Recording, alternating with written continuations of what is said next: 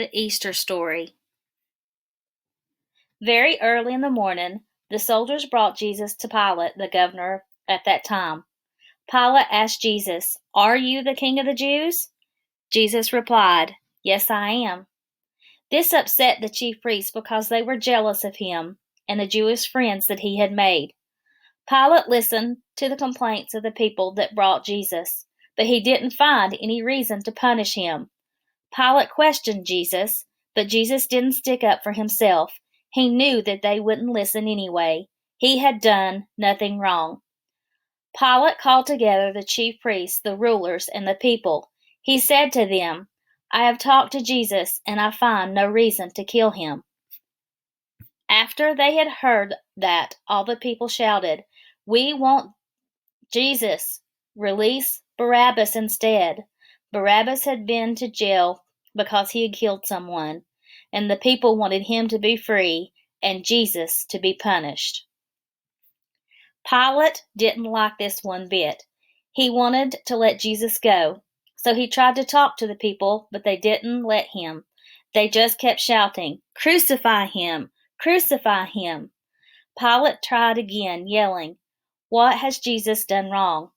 I can punish him, but then I must let him go.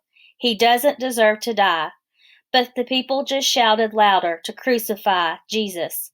And Pilate wanted to please the crowd, so he freed Barabbas and sent Jesus to die.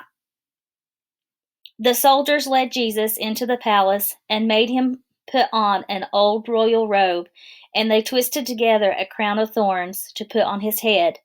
Then they made fun of him and said, "Hail, King of the Jews!" They didn't understand that he was king. That's why they made fun of him.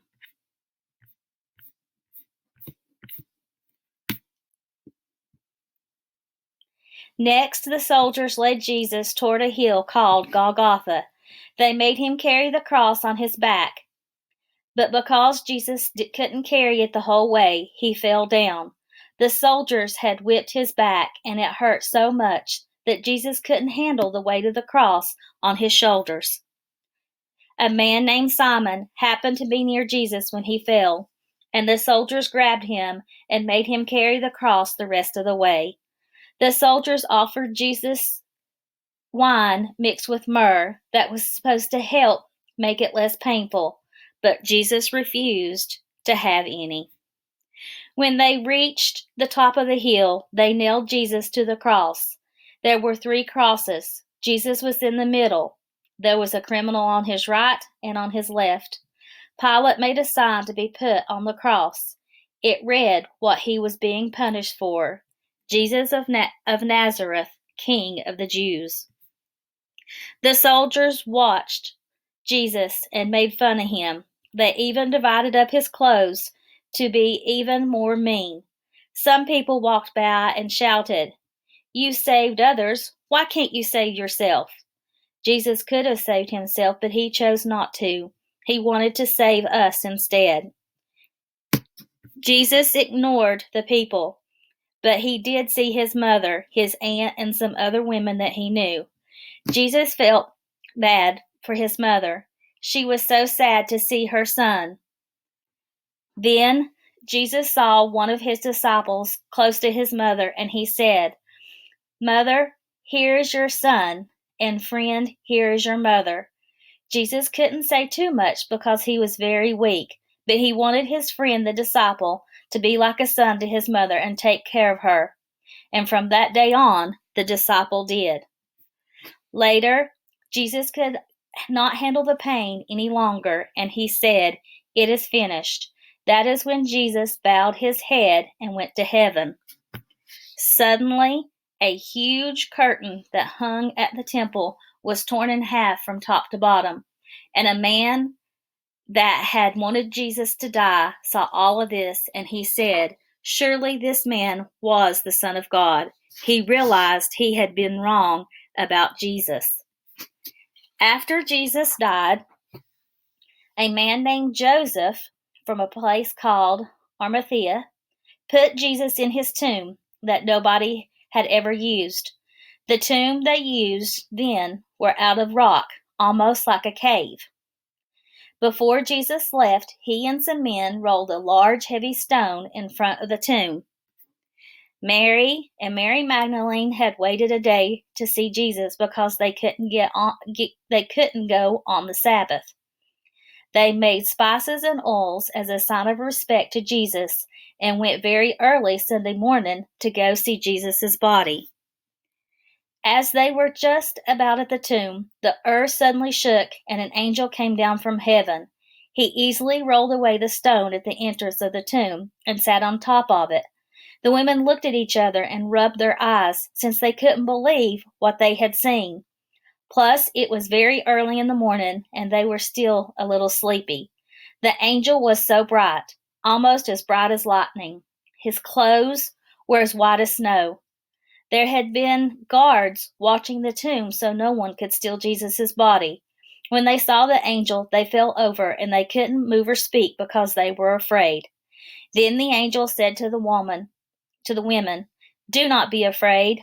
I know you are looking for Jesus who has died, but he isn't here. He has risen, just as he said that he would. Come and see for yourself. The tomb is empty." The women were confused. How could this happen? They were sure Jesus had died, and now he was alive. They looked in the tomb, and the clothes that Jesus had been wrapped in were lying on the ground. The tomb was empty. Then the angel spoke again. "If you want to find Jesus, he is on his way to Galilee." So the women hurried away. They were laughing and crying at the same time.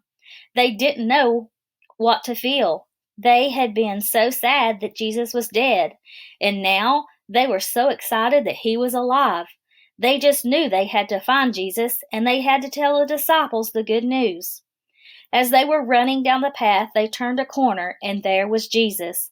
"Greetings," he said. The ladies fell at his feet and worshipped. Then Jesus said to them, "Do not be afraid. Go and tell my disciples to come to Galilee. That is where they will see me."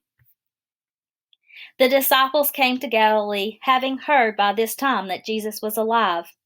They were sitting around talking about it when Jesus walked into the room and said to them, "Peace be with you."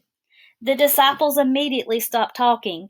Even though they had heard he was alive, they were shocked to see him standing there with them. Jesus said to them, "Why do you look at me like you've just seen a ghost? Why don't you believe what you're seeing? Look at the scars in my hands and my feet. It is really me. Touch me and see. I am not a ghost, but a real person." The disciples' mouths were open in amazement because they still didn't know what to think. They were so full of joy, and yet it was so impossible.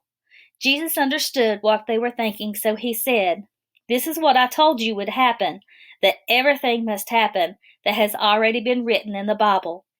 Jesus had told the disciples when they had had the Last Supper together that took the bread at communion, and Jesus said, "This is my body which I have given you." But the disciples hadn't understood what it really meant.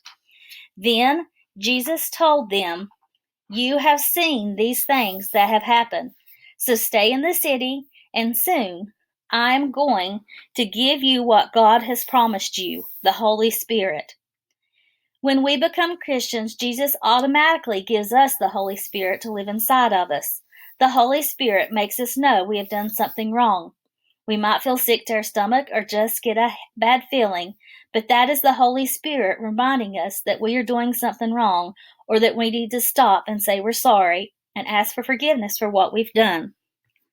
A week later, when Thomas finally saw Jesus, Jesus said to him, "Put your finger here and see my hands.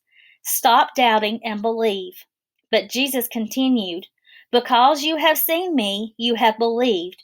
But it is more amazing for those who don't see me and believe anyway." It's really neat, but Jesus was actually talking to us when he said this. If you believe in him without seeing him, he will think you're very special. That is exactly what faith is, believing in God even though you can't see him.